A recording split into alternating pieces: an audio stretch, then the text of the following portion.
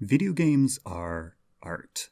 The implications and weight of these three words is one of, if not the biggest raison d'etre held within my heart. The methods of storytelling and world building and the emotions that are conjured from them are so beautifully unique, intricate, deep, and hard-hitting compared to every other form of popular media, at least in my opinion. Video games have and will continue to alter my perception of reality, change what I think is possible in art, break me down, make me cry, build me back up again, and teach me to love being alive.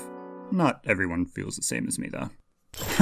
Alright. Let's dial it back a bit. Not every game needs to be trying to make waves to be good. Multiplayer games have just as much of a place in the industry as anything else. I mean, if people didn't like them, then the word Fortnite would still conjure the idea of a 2-week period to you. Or maybe it'd be meaningless, I don't really know how expansive your vocabulary is. Nonetheless, since 2017, if you spent any amount of time on the internet, or even with its residents, you know that Fortnite is, at the very least, a video game played with other people. There's also a very good chance that you also know that it's a game where you shoot people, and if you care about video games in the slightest amount, we can extend this so far as to it's a battle royale. Seeing as you found yourself watching this video, I'm just gonna assume that you're far past this point and skip ahead a few steps. Multiplayer games, PvP especially, operate under different rules than the games that I was alluding to in the intro. The number one priority is player engagement, which, depending on your morals, can be measured as either passionate, community-driven fun, or man-hours spent in-game. Lo and behold, the developers who have the budgets for large-scale advertising and server upkeep tend to fall in that second category, and as you'd expect, this leads to little creativity and large derivativity of another product that's already proven successful. Fortnite's Battle Royale game mode, the thing that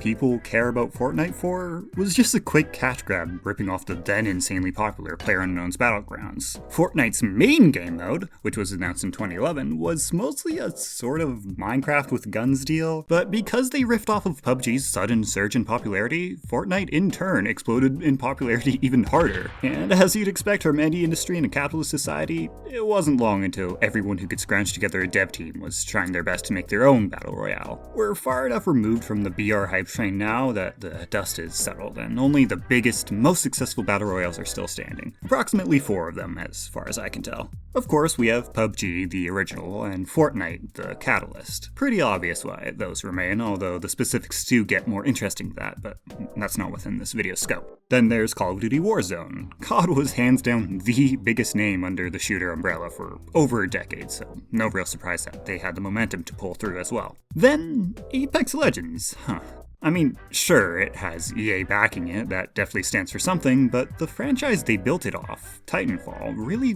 wasn't that heavy of a hitter. And the BR is arguably even more derivative of existing titles than its contemporaries, being a hero shooter as popularized by Overwatch in 2016. It wasn't even available on Steam until nearly 2 years after it released, and from what I hear, it had hardly any advertising early on either. Look, I'm not gonna pretend I know for certain why Apex survived, although I do have some ideas, which I'll get to later. What I do know for certain, though, is that from its inception, it intrigued me more than the rest. I tried PUBG and Fortnite during each of their booms, and while I respected what they had to offer, it didn't take me long for me to get bored of them and move on. This is pretty typical for me. I tend to prefer games that have set-in-stone challenges and definitive ends to them. I only really play multiplayer things because I want to spend time with friends. Any multiplayer game reaching over 100 hours for me is actually pretty special, even amongst the ones that I really like. Hence why this is I think third video where I've explained this exact concept, and why half the videos in my best series are about multiplayer games. It really does just feel that significant to me whenever they happen, and because they take hundreds of hours of my life, I tend to think about them a lot. And hey, wouldn't you know it, there's Apex Legends, near the top of my list of most played Steam games.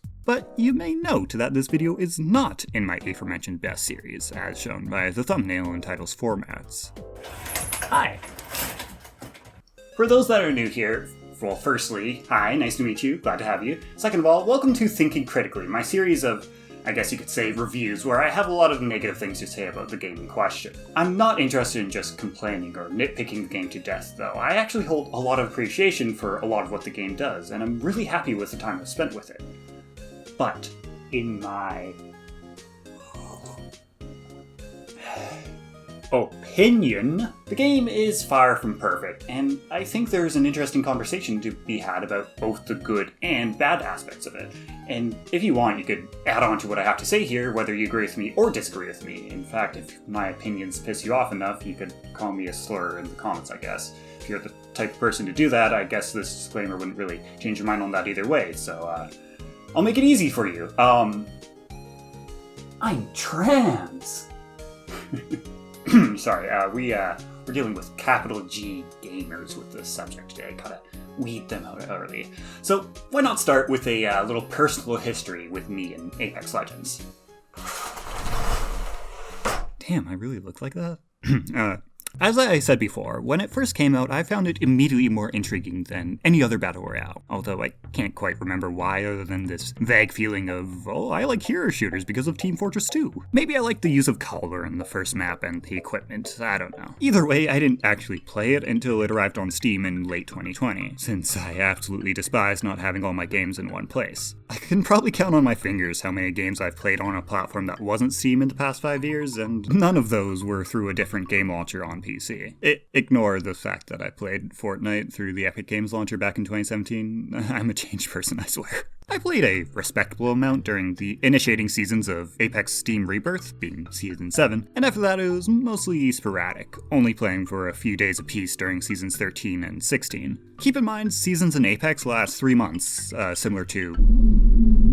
So you could tell that while I respected and enjoyed the game, I never got super into it. I think my main reason for this is that I always thought of myself as the worst on any given team, since unlike my friends, I really didn't play shooters until firmly into my teens. I was used to playing passively, always just letting whoever I happened to be playing with take charge and not really providing ideas or input besides basic callouts. It wasn't until Season 18 late 2023 that it sort of clicked for me, playing with a different group of friends who were, let's just say, more on my level. They call me the Revolutionator. I want to see if I can... Oh, yeah! No. Okay. I love coughing. Why are you inhaling all the baby powder? It tastes good. Fucking powdered baby, lead baby, evil lead baby, powder. At the age of 28 Powdered days, I evil was placed in the baby microwave. powder. At the age of 28 days, by my I was mother. placed by the I was, for the first time, being put into a situation where I was forced to think about how I'm playing for myself and my team. Plus, there was the added bonus of being allowed to make decisions that I actively knew were dumb and bad just because I thought they'd be fun and or funny, which is genuinely pretty important to me in open-ended games. I also found characters that actually fit my playstyle, as opposed to the characters I only pretended fit my playstyle from the early days. Although, to be fair, these characters didn't actually exist until well after I started playing. Snipers and shotguns, baby, I live in the extremes. Well, it's more so because I can't track for shit. So anything that's full auto might as well just not exist to me. Wow, I wonder why that is. This actually is pretty relevant to my history with the game. If you know me at all, there's a good chance you know that I don't tend to stick to multiplayer games that have a heavy or complete emphasis on mechanical skill, i.e. being able to input the right things with good timing in order to come out on top. Back in my early days of Apex, while I appreciate a lot of the game's design, most of what I had to focus on was my execution of the instructions of others, leading to a lot of feelings of, I'm just not that good at aiming, and improving that is not as simple as making a better choice, running through my head game after game. More recently though, now that I've reversed roles a bit, I've noticed the same quality in some friends who I've gotten into Apex, as well as people who don't play shooters often in general. They tend to focus on the binary outcome of their one-on-one deathmatches instead of the broader circumstances and choices leading up to and during the deathmatches that gave either player certain advantages, which pushes them away from the main battle royale mode and towards the game modes with instant respawns, which is a shame but totally understandable. Unfortunately, it's just a symptom of shooters in general, but especially battle royales. It took me playing under vastly different circumstances for me to finally appreciate and enjoy the finer details of positioning, inventory management, and smart use of character abilities. But again, most of this is something that can be said about every Gun-Z battle royale, so what makes Apex stand out? Well, one of the reasons is right in front of you: the guns.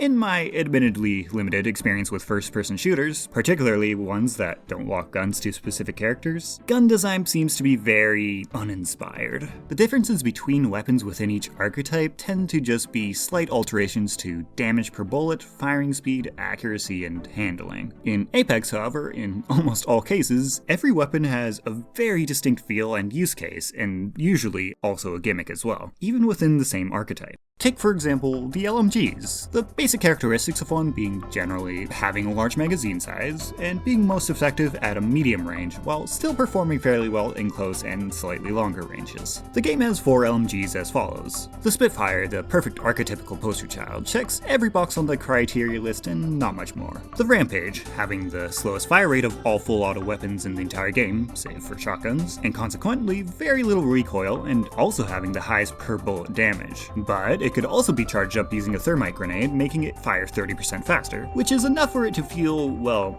normal, and also granting it the ability to break doors down in just 3 bullets. Next up is the L-Star, which absolutely chews through ammo, but sports a bottomless clip, instead working off of an overheat system. If you get good at firing in bursts, you can theoretically never have any threat down period, which is a big advantage in a game where 1 clip of ammo is almost never enough to finish a fight. Finally, there's the Devotion, which ramps up its firing rate as you sustain fire to an insane degree, but completely resets if you release the trigger for even a fraction of a second. All 4 of these weapons have clear strengths and weaknesses, and have a very obviously different feel from every other weapon in the game. And it's a similar story for other weapon categories, like shotguns, marksmen, and snipers, which I am showcasing briefly with text on screen for the sake of time. Assault rifles are mostly the same deal, but there's a small snag in the R301 and Flatline. They're both incredibly similar, filling the role of boring basic capital G gun. Put an R301 to my head, I cannot name a single tangible difference they have in terms of feel. They even share the exact same alternate fire mode, which I've never seen anyone use. When it comes to SMGs, my argument falls apart a bit, aside from my beautiful baby golden child, the Prowler. These weapons all practically fall on a linear scale of handling versus firing speed, with 0 interesting concepts or mechanics. Except for a single asterisk on the car that doesn't affect the actual feel of the weapon, it's just mostly a side mechanic. And as for pistols, honestly these 3 weapons are so fundamentally different, I'm pretty sure the only reason they bothered making it its own category is because the P2020 doesn't fit anywhere else. So, of the 29 guns in the game, there's only like 3 at best that feel redundant. The variety is honestly incredible, and they fit into and encourage so many different styles of play. There's almost no wrong answers in what you decide to use your very limited 2 gun slots on. Do you double up on SMGs, giving you more pressure in close range situations, but leaving yourself open to medium and long range attacks? If you take a sniper, is it more important to use your other weapon to cover the more common mid-range or the more vulnerable close range? And within each range group, what specific guns do you prefer? If you're comfortable with all the guns, which one has the upside that benefits your playstyle the best? How about the map?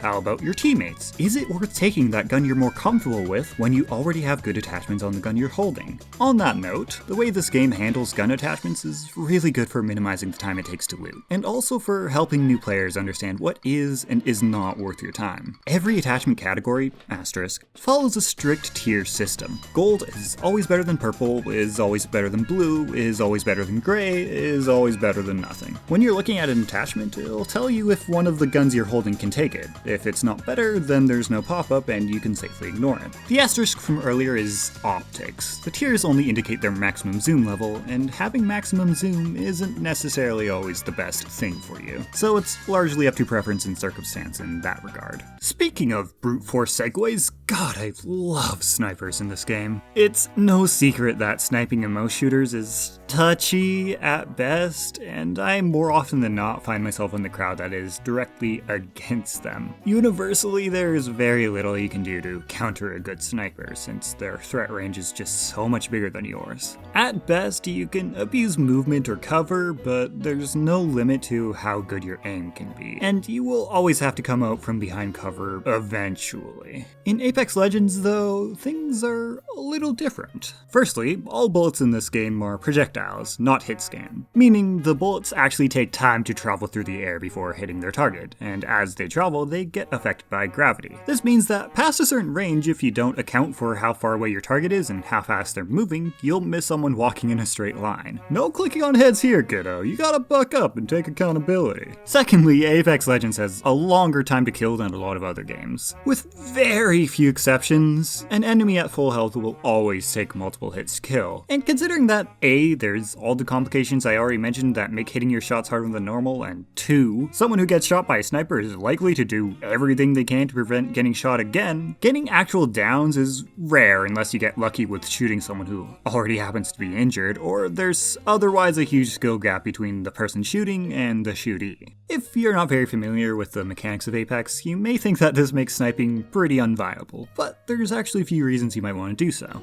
Firstly, if you plan on finishing off the people you're sniping, it's pretty handy to soften them up from afar. Or if the distance between you is too great to close the gap before they can heal away the damage you've done, you're at the very least expending their resources and pinning them down to a single location. A lot of characters have abilities that make it easier to rotate to a new position, both as a team and solo, which opens up a lot of options for the sniping team. But having a skilled sniper also makes it harder for the other team to use these very same abilities to get away from you. On top of all that, even if you don't finish the squad off, dealing damage is still good for your team on its own because it gives you Evo, which is a can I'm just gonna kick down the road for now. Did you hear that? You're not mistaken. That indeed was the sound of a sound. In the discussion surrounding the game, I see a lot of people talk about how this game has audio issues, but in my, 350 hours, I've yet to encounter these, and this is my video, so I get to control the narrative. And I get to say that Apex Legends has some of the best sound design in a multiplayer game that I've ever experienced. I mean, there's only so much I could say about it. The guns just sound fucking good.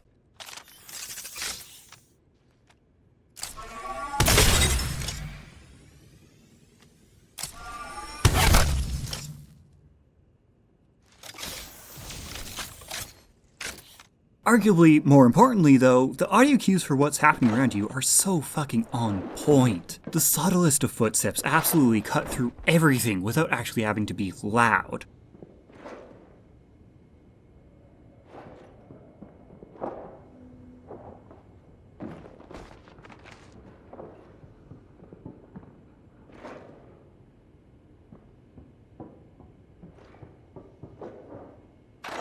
In my early days of playing, I thought that I was just being paranoid and mistaking every tiny bump for an enemy, but no, if you hear something in this game, 99% of the time, it is something important. You're not that far. Yeah.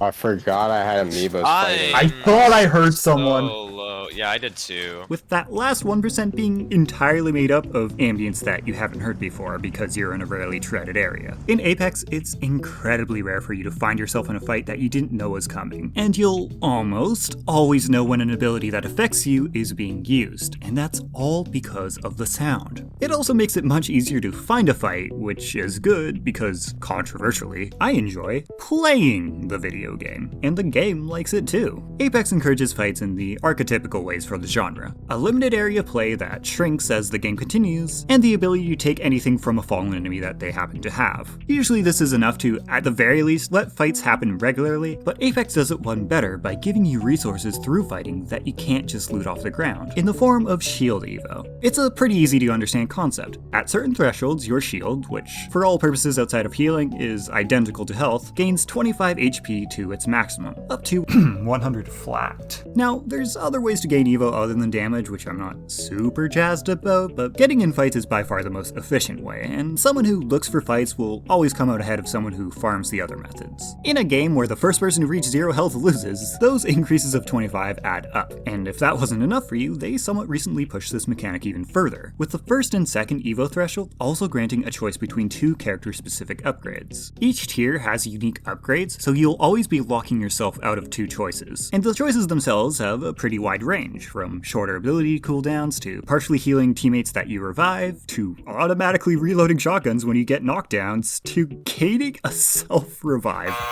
Synergizing well with the encouraged combat is the universal movement systems that you probably know the game for. This game is technically an extension of Titanfall after all. Don't get it twisted, this game is not and should not trying to be Titanfall 3. I'm sorry Titanfall fans, but you gotta try to find a second movement shooter instead of harping on anything that doesn't have wall running. The movement in Apex is still much more liberating than the average military shooter and even most class shooters. You can slide, bunny hop, climb practically any surface, and your aim isn't worsened much for moving around, so generally, you want to make good use of your directional keys in combat. And yes, jumping is a directional key, as up is a valid direction in a 3D game. There is also a healthy amount of higher level tech that are useful and fun enough to be worth learning, but not overpowering enough that a newer player is going to be left in the dust without it, since you could always just, aim. In a game where positioning is really important, having movement this open feels great. When playing around obstacles and buildings, there is always multiple ways of approaching any given situation, especially if you choose a character who has inherent movement abilities, which there's a wide variety of.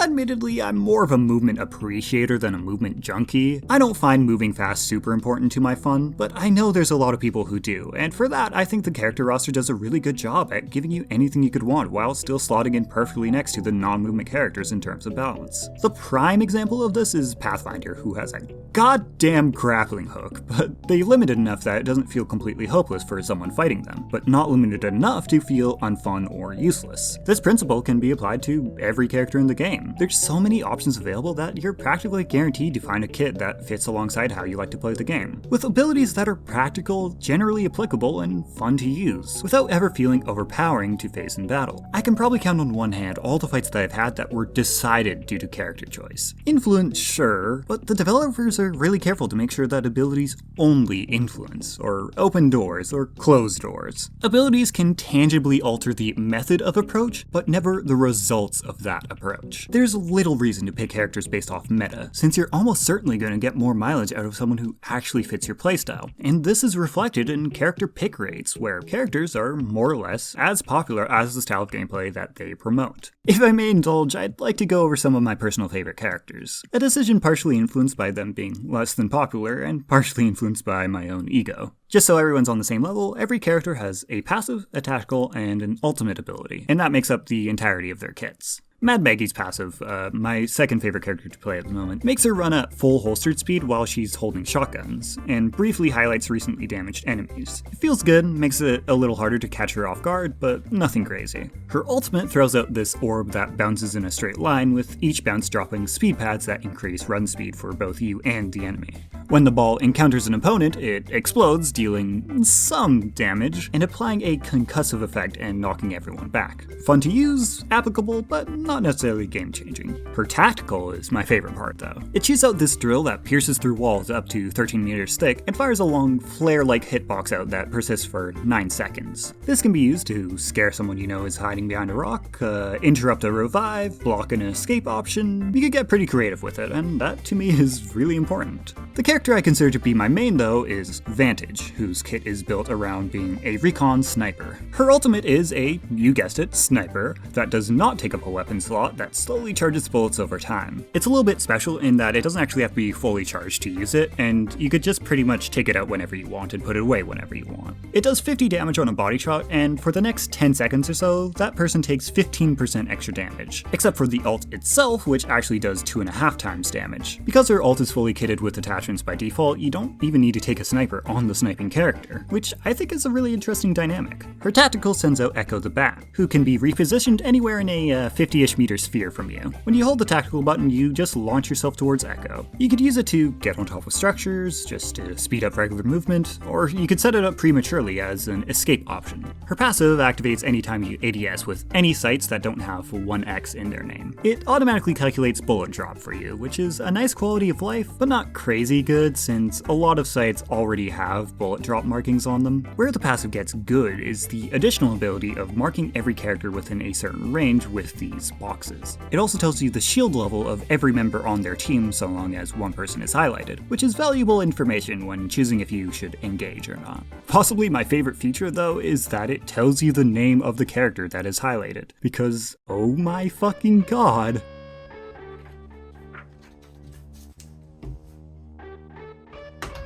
This game has some fucking issues when it comes to character skins. There's a principle in character design that is particularly important in PvP games where you should make every character recognizable from their silhouette alone. And if not, at the very least, make the colors stand out at a glance. My beautiful baby girl Team Fortress 2 is an amazing example of this. Of course, the extreme ends of the spectrum, Heavy and Scout, are impossible to mix up, but even in the mediums, they made sure to have distinctly colored parts of their outfits that refuse to be changed. Medic's long white coat, Demoman's black bomb vest, Pyra's seamless one-piece suit, you get the idea. Well, Apex kinda does this on paper. There's a lot more characters and the art style is more grounded, so it's hard to just make them different sizes, but the second skins come into play, this is entirely thrown out the window. Take a good look at these two. I'd like to make it clear right away that these are entirely different characters. Not only are these two skins going for the same thing with a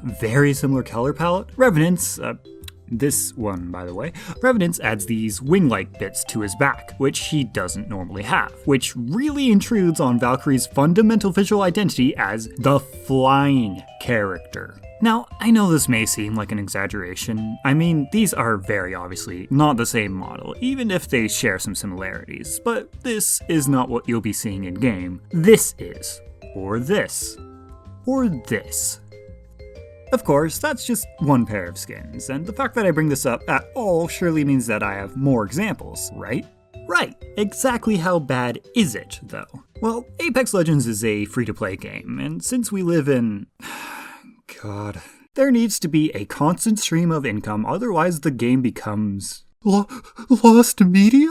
So, once every 2 to 4 weeks or so, they introduce either a new set or a new collection of cosmetics. Sets usually being for 3 characters, and collections usually being around 8, not really consistent with that. These sets and collections will always follow a similar theme, which, best case scenario, is what any sane person would imagine. Take a concept like beach outfits and make a unique design for each character. Most of the time, though, it actually means the exact same fucking skin wrapped around the corpses of whomever they decide, whether it fits the character or not. This shit is genuinely so egregious that I just do not know what else to say about it. Look at these 2 clips and try to honestly tell me to my face that you can not only tell that these are different characters, but also what characters they are in the first place. If you want to be able to consistently tell characters apart in this game, you basically have no other choice but to either study what every single skin on every single character looks like and the subtle differences between them, which is even harder than you think since a lot of the skins aren't even documented on the wikis, or you just fucking study the character animations instead. Some of you may be thinking though, is this actually a problem? I mean, I said myself that it doesn't matter all that much what character you pick, right? Well, I lied, for the sake of flow and pacing. Yes, most of the time, it'll either impact your match minimally or not at all. At most, you may notice that there's an Octane on their team, and that they can push up on you or escape faster than usual, and then do the same plays just with adjusted timings and aggressiveness.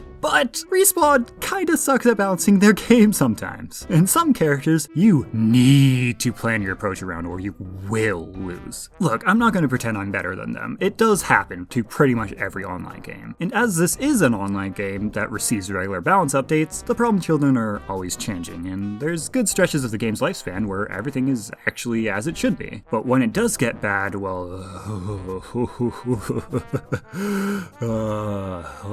examples off the top of my head would include Seer and Conduit during their release seasons. Seer I wasn't actually around for, but I'm told that he basically knew where everyone was within a sniper's threat range at all times, as well as being able to constantly deal chip damage within that range with his tactical with 0 possible counterplay. Knowing this, it isn't too surprising that I have talked to a decent number of people who have dropped the game entirely because of him. But of course, nowadays he sits comfortably in the bottom 3 of pretty much every tier list asterisk, which is honestly a shame because I do really find his kit quite interesting when it's not in its broken state. Conduit on the other hand, I was there for, and while it wasn't as bad as Seer, it was still pretty bad. Essentially, she could fully restore her own and one teammate's shields to full in a fraction of a second with the press of a button. Not as her ultimate, as her fucking tactical. She could do this once every 20 seconds. If you had a Conduit on your team, you simply just had a collective 200 more health for every single fight. And that's assuming that she doesn't have time to use it a second time in one fight. It was just stupid. At the very least, things are a lot better right now, but you know what? This is the bitching video. I'm gonna bitch a bit more. Even if things are perfectly balanced, giving your players more information to work with and form strategies around is just more fucking fun. I want to be able to quickly analyze my opponent's capabilities and form a plan around it. Leaving the abilities to be a special surprise just forces a one-sided interaction, which squanders potential for additional depth and player expression. You know what though? Let's calm down. Even if it's a little shallow, I'd be remiss to pretend that vanity isn't a form of player expression itself, and one that I actually particularly care about. I mean, check this shit out. I'm genuinely pretty happy with what I've done with my little guys here. There's a pretty big issue when it comes to Apex in comparison, though. All the skins are shit. Okay, obviously not all. In fact, here's a slideshow of ones that I like in particular. These are generally exceptions though. For the most part, Apex characters are very ugly. Not in the sense that they're unpleasant to look at, but in how little thought and direction is placed into a lot of the finer details. There's so much random combat gear and generic sci-fi tech on most characters that creates so much visual clutter that it's hard to recognize what they're actually trying to go for. It's kinda sad because even the designs that I genuinely do like just have random bullshit haphazardly thrown onto them so you don't accidentally forget that this game takes place in the future. Like Seer, Maggie, Crypto, Ballistic, Watson, and Catalyst. Well, to be frank, Catalyst doesn't actually really contribute to my point here. She's just genuinely some of the best trans representation I've seen in a AAA product with how unapologetic and upfront they are about it, and I really just wanted to point that out somewhere in this video. For the most part, these characters just don't feel like they dress themselves in the morning with all these random belts and pouches and bits of armor and metal and tech doodads. It's so frustratingly cluttered and over-designed. Would it have killed them to just let the characters wear normal-ass clothes? Interjecting here to say that Lifeline, who was my example of character who is well-designed, it looks like she's just wearing normal-ass clothes. This is generally like my favorite character design in the game. They fucking redid her for some reason and just like...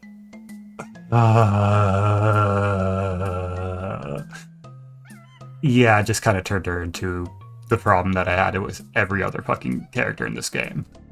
That, of course, is just the base designs, though, which you actually rarely see in the game, since practically everyone uses a skin. Unfortunately, though, most of the skins are so much worse. The vast majority of them feel like they just chose a color palette or texture at complete random to plaster on as if they're weapon camos, since only the highest rarities actually get to change the character model. The legendaries, as you may have noticed before, are generally better, but still very hit or miss. Completely ignoring gameplay implications, I actually really like a lot of these designs. But for every good idea, there's 3 completely directionless, generic, spacey flourishes on outfits that make no sense for the era or character they're on. But hey, the great thing about cosmetics is you could just pick the ones you like, right?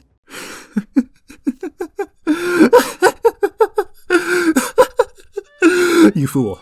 We live in 2025. Of course there's gonna be loot boxes that are incredibly bloated with rewards no one would care about. Random character-locked stat trackers. Holo sprays that are so washed out in-game that there's no point in actually using them. And voice quips for characters that only play conditionally, like after you get a kill. If that alone isn't bad enough, the items you can get from standard loot boxes are in their own separate category. When you click on a weapon or character, you get a list of skins that is not comprehensive. These are just the ones that Apex allows you to buy with a free currency, and this is the pool that the loot boxes pull from. Meaning, of course, that you could only get free skins from standard loot boxes, which, of course, on average are really uninspired, formulaic, and generally unappealing. To be fair to the $40 billion company, they do give out some loot boxes for free. Purchasing them is an option. You get 1 pack for free per in-game level. That is until you hit level 20, then it's 1 pack per 2 levels. Until you hit level 300, then it's once every 5 levels. Jesus fucking Christ, this game is so predatory.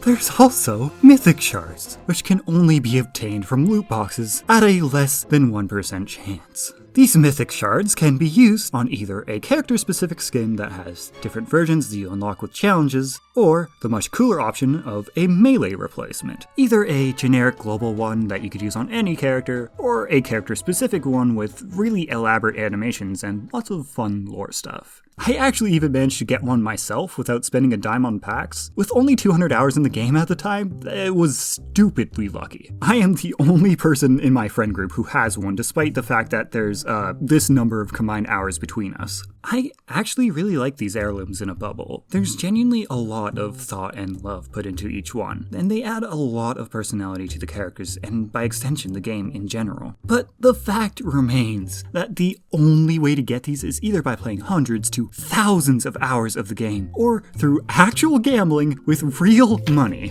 So for the average person, yeah, you should just get comfortable with having almost no skins that you like. Those collections I mentioned earlier are basically 50-50 on how you buy the skins. In case 1, you can directly buy the skins you want using premium or free currency, but should you use the free currency, the price is double what it normally would be for items of that tier. In case 2, however, event-specific loot boxes are the only way to get the skins, and those packs increase in price as you buy more. Sometimes an event will throw you a bone and give you a skin or two just for playing, but for the most part, you'll just be dealing with scraps. For those of you who don't mind spending $20 to $50 per skin, there is a standard in-game shop, and I really do mean standard. There's a decent amount of skins with varying prices and arbitrary discounts that rotate regularly, and you never know when an item is returning to the shop, so it creates a sense of FOMO. We've all seen it. Apex is far from the only online game to do this. It isn't special, although it is still pretty malicious. Interjecting again, because every fucking season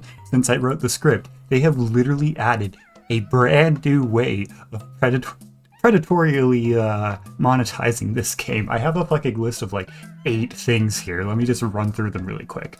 Apex packs have a bonus for opening certain numbers of them. Like every 10 you get an extra thing or whatever, and they fucking constantly flaunt how close you are to getting that bonus. They added these limited time character themed, or I guess character or gun themed Apex packs that are, you know, limited time that fucking you get specific character skins for, and the shop rotates every once in a while. They added a page on the store that has exclusively Apex packs that contain loot from like old collections or old battle passes or something. There's these legend spotlight passes which have a bunch of random legendaries for specific characters, and also you temporarily unlock the characters. They added a whole new currency that's used for fucking variations of reactive skins, which are basically just gun skins that are animated, and also you could use it for mythic variations or whatever. Also, yeah, there's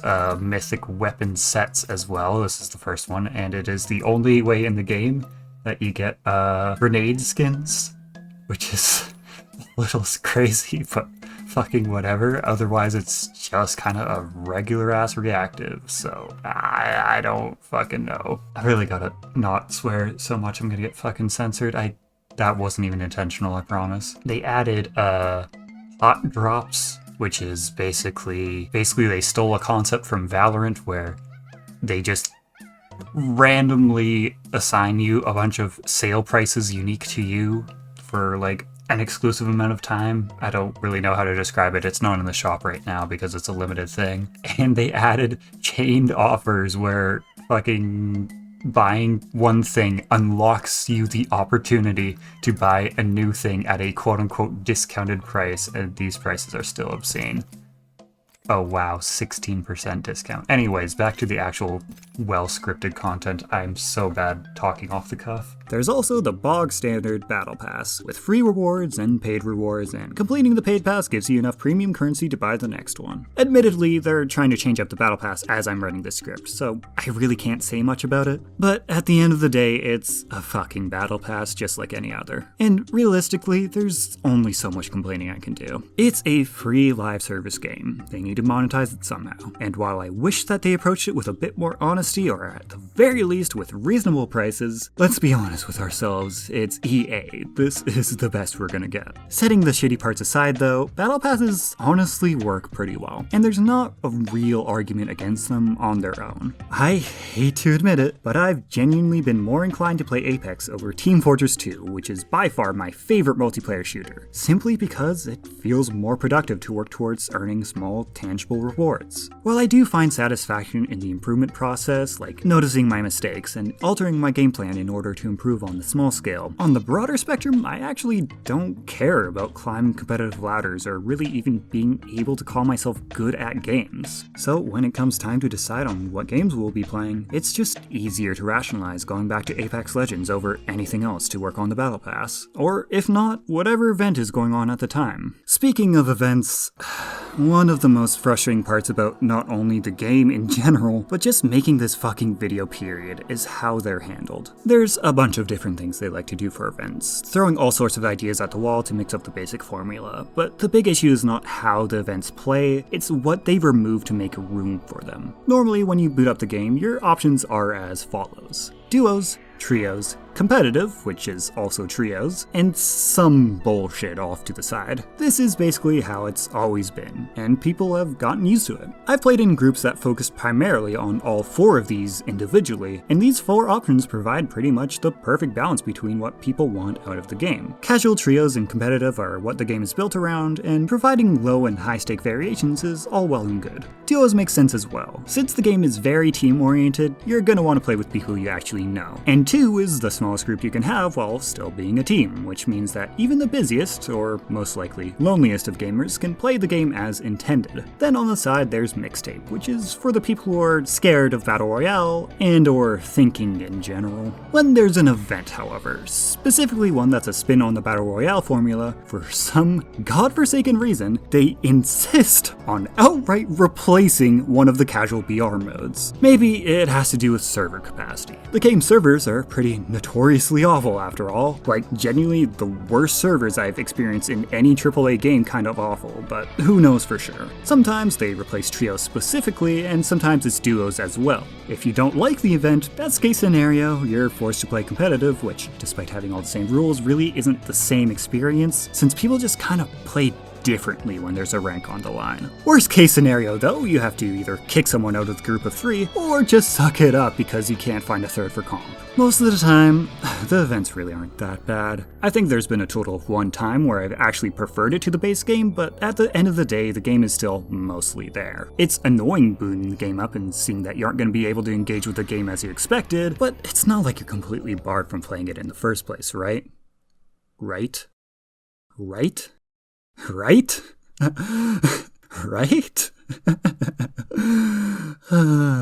Enter Season 21, beginning on May 7th, 2024. If you played during the first half of this season, your choices for game mode look something like this. Huh, that's funny. They seem to have entirely removed duos as an option. How convenient for me, seeing as my regular group of 3 had recently turned into a group of 2. But hey, whatever, I was starting to feel a little bit burned out anyways, I could take a break for a little bit. 6 weeks later, the solo event was ending, and I was glad because I was really wanting to get back to the— oh, for fuck's sake. Fucking quads. At least with solos I could have kind of played the game. Whatever, it's not the end of the world. I've gone longer without playing. I'll just wait until the next season. I'm going to fucking lose my mind. Did Respawn announce that they were retiring duos to compete with Fortnite or some shit? No, nothing in the news. They really just did that. A little bit later, Quads fills that empty slot, and I just give up and finish writing the script without having the game fresh on my mind. Save for the next couple sentences as more details reveal themselves, of course. At the Season 22 halfway point though, finally, after 133 days, aka just under 4.5 months, Duo makes its return as a mainstay game mode. With this disclaimer in the patch notes. At this point, I am just entirely jaded. Respawn has a genuinely great game here, but for every aspect I like, there's an annoyance that gets in the way. It's not like they don't care either, they genuinely do listen to feedback and even tinker with some of the less fun aspects of the game despite most people not really caring. I had a whole grocery list of things I was gonna complain about but can't anymore because they changed to remove the issues. Fan favorite characters that were just genuinely annoying to fight like Bangalore and Wraith got nerfed while maintaining their identity. Maps that were too large and kept you away from the action got shrunk and rearranged. Systems like the daily crafter rotation were removed. Hell, they even went as far as to remove aim punch. No one does that. That was genuinely wild to me that they did that. Despite what the incredibly loud and angry and gamer community would have you believe, they genuinely do try to address the issues and make the game a better experience for everyone. The problem is, though, meaningful change only really tends to happen at the starts of new seasons, with some small patches happening at the halfway points. It would seem, at least from my perspective, that EA forces a large portion of Respawn's resources onto constant over-monetization and trying to keep up with other Okay, well, let's be real, it's mostly just Fortnite nowadays, but my point stands. For one reason or another, Respawn seems to not be able to put as much love into the game as they want to. The question that actually matters, though, is this. Is it enough? Is the game actually good? Is it worth playing? Despite all the bitching I've done today, I would say, yeah, it's a great game. Everyone I play with it feels similarly too. The fact that every single person I regularly play games with not only has tried the game, but also thinks positively of it is a huge indicator of how appealing it is. Sure, it's not topping anyone's list, but it's not just neutral ground for us either. The fundamental mechanics are just so well developed that it's a fun time no matter what you want out of a shooter. Assuming, of course, you're not a freak who only plays one microgenre. At the same time, though, I have a hard time saying that I actively recommend it to a broader audience, given the stranglehold EA has on it. It's stuck in this purgatory between two planes for me, so I guess you'll just have to make a decision for yourself on what to think. You know what you care about better than I do, after all. To the people who don't play Apex, I hope this was sufficient, and to those who do, I hope I could broaden your view of the situation a bit.